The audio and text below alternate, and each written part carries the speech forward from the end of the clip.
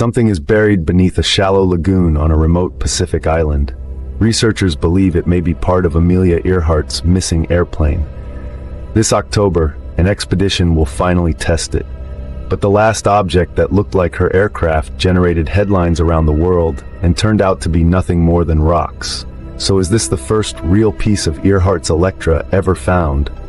Or another shape people desperately want to believe is there?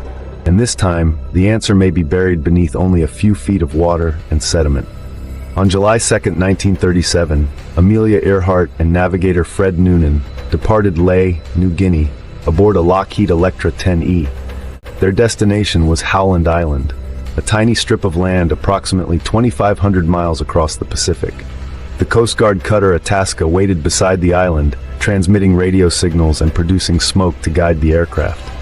But communication was failing. The ship could hear Earhart. Earhart apparently could not hear the ship clearly enough to obtain the direction she needed. "We must be on you, but cannot see you. Gas is running low." Her final confirmed transmission said the aircraft was flying along the line 157 to 337, searching north and south.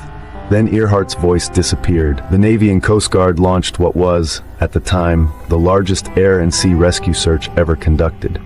No confirmed wreckage, remains, or physical trace of the aircraft was found. Most researchers believe the Electra ran out of fuel near Howland Island and sank into deep water. But Earhart's final navigational line also pointed southeast, toward Nikumaroro.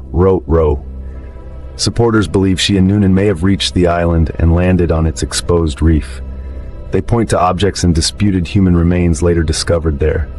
But none of those clues has been conclusively connected to Earhart, Noonan, or the Electra. The danger of building a theory around an image became obvious in 2024.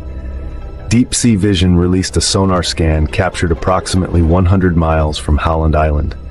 More than 16,000 feet beneath the surface was a shape that appeared remarkably similar to an aircraft. It seemed to have wings, a fuselage, and even a tail. The image spread around the world as possibly the strongest lead in decades. Then the team returned and examined the target at higher resolution. There was no airplane. The object was a natural rock formation. It was a powerful reminder that when people already know what they hope to find, an uncertain shape can quickly begin to resemble evidence. The new target, known as the Taraia Object, appears in satellite images inside Nikumaroro's lagoon. Expedition organizers believe its shape could match part of Earhart's Electra, but it has never been physically identified and may be natural debris. The team will use drones, sonar, magnetometers, and a hydroprobe to determine what lies beneath the sediment.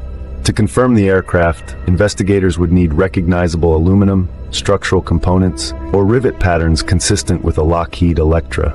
Either the expedition will uncover aircraft wreckage, or it will rule out the newest lead. Either result would matter, because this is the first time the Taraia Object itself will be tested. Subscribe for the results, because after 89 years, one of aviation's greatest mysteries may finally depend on something remarkably simple. Whatever is buried beneath one shallow lagoon.